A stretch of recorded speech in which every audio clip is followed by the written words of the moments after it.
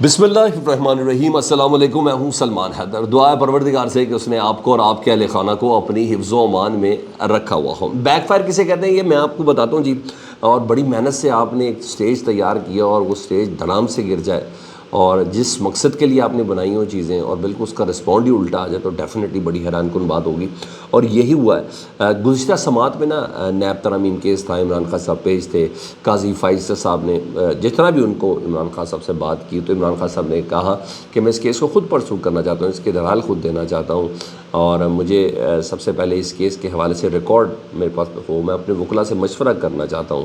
تو ان تمام چیزوں کو، کیونکہ اس وقت میری کنڈیشن قید تنہائی میں رکھنے والی ہے، ڈیتھ سیل میں رکھنے والی ہے، تو مجھ سے تمام یہ چیزیں دی جائیں۔ پھر عدالت نے حکم بھی دیا تھا یہ تمام چیزیں، تو اس کو موقع غنیمت جانا موجودہ گورنمنٹ نے،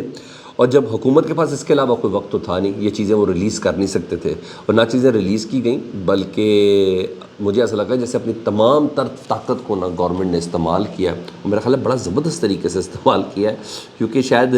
جتنے بھی کیسز میں عمران خان صاحب کی سزا معطل ہو رہی تھی ان کا جواب شاید دلائل کی بجائے، پروسیکیوشن کی کمزوری کی بجائے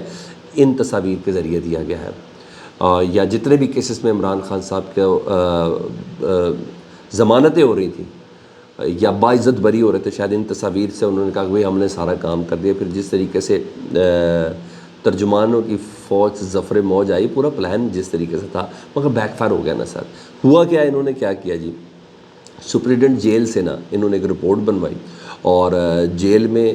وہ رپورٹ جمع کرائی، اور سپریم کورٹ میں وہ رپورٹ جمع کرا دی، جس میں کچھ تصاویر دی گئیں، سہولیات کی تصاویر تھیں، اور جس میں ایک گیلری دکھائی گئی ہے، جس گیلری سے متعلق کہا جاتا ہے کہ اس پہ عمران خان صاحب واک کرتے ہیں جی، دن میں 2 بار عمران خان صاحب کو یہاں واک کرنے کی اجازت ہے، اور ایک چھوٹا سا کمرہ، جیسے جو کھولی شولی نہیں ہوتی، ہاں جی، ایک چھوٹا سا کمرہ ہے جس میں عمران خان صاحب کو بند کیا جاتا ہے نا، ظاہری بات ہے 2 بار واک کرنے کے دوران کے بعد اور آگے اور پیچھے تو ان کو اس کمرے میں بند کرنا ہے، تو بند کیا جاتا ہے، جس میں ایک میٹرس ہے، ایک عدد وہ گھومنے والی ریوالونگ کرسی ہے جی، اور پانی کی بوتل سامنے نظر آ رہی ہے، اور کتاب پڑھی ہے کرسی پہ، وہی جس طرح نہیں ادھر ہی کپڑے ٹنگے ہوئے ہیں اور یہ وہ سب کر کے نا، تو ایک عدد ایئر کولر رکھا گیا ہوا ہے، اور واش بیسن ہے، اور ایک ٹیبل ہے، ان ٹیبل پہ کپڑے بھی لٹکے ہوئے ہیں، اور ایک چھوٹی سی دیوار ہے، اس کے پیچھے ہی واش روم ہے، وہ چھوٹی سی دیوار ہوتی ہے، تو ایک ایکسرسائز کی سائیکل بھی ہے، کچھ کتابیں بھی دکھائی گئیں، نیلسن منڈیلا، علامہ اقبال اور قائد اعظم، اور پھر دیگر چیزیں قرآن پاک کے اس پہ وہ بھی ہیں، تو ایک ریک دکھایا گیا جس میں ہارپک وغیرہ بھی ہے، اور کہوہ بنانے کی چیزیں ہیں، کچھ مسالے وغیرہ، یہ سب چیزیں اس میں رکھی ہوئی ہیں، مگر تصاویر دیکھ کے نا یہ سمجھے کہ ہم نے تو بہت بڑا کام کر دیا، وہ بیک فائر ہو گیا جی، لوگ مزید موٹیویٹ ہو گئے ہیں، اور مزید ہو بھی جانا انہوں نے، یہ میں بتا دوں رات تک کیا چیز بننی ہے، یہ حیران ہو جائیں گے بھائی، ان جن کا وہ ہیرو ہے وہ تو ہیرو ہی ہے، ان کے ہیرو کو اس انداز میں آپ رکھیں گے اور پھر تصاویر بھی شائع کریں گے، ان کو بہت لوگوں کو بہت تنگ، لوگوں کو بہت تکلیف، لوگوں کو بہت افسوس ہوا یہ تصویریں دیکھ کے، ان کا جذبہ مزید بڑھ گیا۔ پھر بول رہا ہوں آپ الٹی کرنے کے لیے تھے اپنے حساب سے، اور وہ بیک فائر ہو گیا جی آپ لوگوں کے ساتھ، تو حکومت کی حرکت مجھے لگتا ہے کہ بیک فائر ہوئی ہے، یہاں یہ ہوا۔ دوسرا، سپریم کورٹ میں نیب ترامیم کیس کی سماعت بھی چل رہی ہے، جس میں آپ سے بات کروں آدھے گھنٹے کا وقفہ ہوا جی، اور عمران خان صاحب ویڈیو لنک کے ذریعے پیش ہوئے ہیں، وہی انہوں نے بلو فیملی جو ان کی شرٹ ہے فیروزی اور ٹائپ کی، انہوں نے وہ پہنی ہوئی تھی۔ قاضی فائز صاحب سماعت کے دوران سابق چیف جسٹس امرتا بندیال صاحب کے اوپر تنقید بھی کرتے رہے، بلکہ تابڑ توڑ انہوں نے حملے بھی کیے۔ خواجہ حارث صاحب سے انہوں نے سوال ضرور کیا کہ آپ نے اس درخواست کو، جو نیب ترامیم والی جو درخواست ہے، اس کو سیاست دانوں کی حد تک کیوں محدود رکھا ہے کہ نیب کی ترامیم نہیں ہونی چاہیے، تو ججز اور جرنیلوں سے متعلق کیوں نہیں چیلنج کیا؟ قاضی صاحب کے جو دل میں تھا وہ انہوں نے بات کرنی تھی وہ کر دی۔ خواجہ حارث صاحب نے کہا جناب ہم نے نیب ترامیم کو چیلنج کیا ہے، ہم نے نیب قانون کو چیلنج نہیں کیا، نیب قانون ہم نے نہیں بنایا۔ تو ان ترامیم میں نا سیاستدان بھی شامل ہیں، ان ترامیم میں جیل جرنل بھی شامل ہیں اور ججز بھی شامل ہیں، ٹھیک ہے جی، تو ہمارا ہی اس سے کوئی معاملہ نہیں ہے۔ تو بہرحال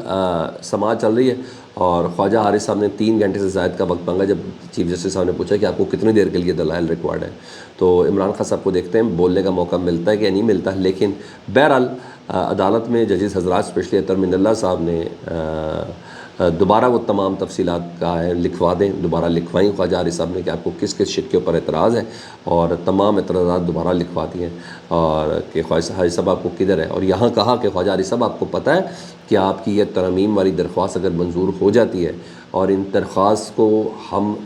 نل اینڈ وائڈ کر دیتے ہیں تو آپ سب سے زیادہ نقصان عمران خان صاحب کو ہوگا۔ یہ نیب ترمیم اگر ہوتی ہیں جس پہ آپ اعتراض کر رہے ہیں تو عمران خان صاحب کو سب سے زیادہ نقصان ہوگا، تو آپ یہ ترمیم نہ کروا کے آپ عمران خان صاحب کو نقصان دے رہے ہیں۔ تو انہوں نے کہا میں نے عمران خان صاحب سے پوچھا ہمیں کوئی فکر نہیں، عمران خان صاحب اپنے تمام کیسز کو آئین و قانون کے مطابق رکھا جاتا ہے، ہمیں کوئی فائدہ نہیں لینا، اس لیے ہم اعتراض کر رہے ہیں، جس چیز سے عمران خان صاحب کو فائدہ ہم اسی پر اعتراض کر رہے ہیں، ہمیں کوئی نہیں ہے۔ تو آدھے گھنٹے کے بعد اب دیکھیں دوبارہ سماعت ہوتی ہے۔ ادھر پاکستان تحریک انصاف کو آپ کو پتہ ہے ڈائریکشن بھی مل رہی ہے، بہت سی چیزیں بھی ہو رہی ہیں، ان کو بتانا بھی ہے کہ عمران خان صاحب اور پی ٹی آئی کی بچت کیسی ہو سکتی ہے۔ تو آج انصار عباسی صاحب نے ایک اور سٹوری کیا، انہوں نے بتائیں کہ 2 کام کر لیں تو بچت ہو سکتی ہے، ان کے لیے بھی اور ان کی پارٹی کے لیے بھی سختیاں ختم ہو سکتی ہیں۔ ویسے میرا سوال ہے یہ کس بنا پر کہہ رہے ہیں، کتنے وثوق سے کیوں کہہ رہے ہیں؟ میرا خیال ہے شاید کسی نے کہا کہ آپ ایسے بات کریں تو ٹیسٹر ہوتے ہیں نا، تو بات کی جا سکتی ہے۔ انہوں نے کہا ایک تو خاموشی اختیار کر لیں عمران خان صاحب، جو بھی بولیں سوچ سمجھ کر بولیں، نہ کسی کے اشتعال میں آ کے بولیں، نہ ہی سرگوشی پہ بولیں۔ کسی نے کہا میں پتہ نہیں سرگوشی کون کرتا ہے، تو انہوں نے کہا ایک تو یہ چیز بولیں، اور دوسرا پارٹی کا جو سوشل میڈیا ہے جس کو عمران خان صاحب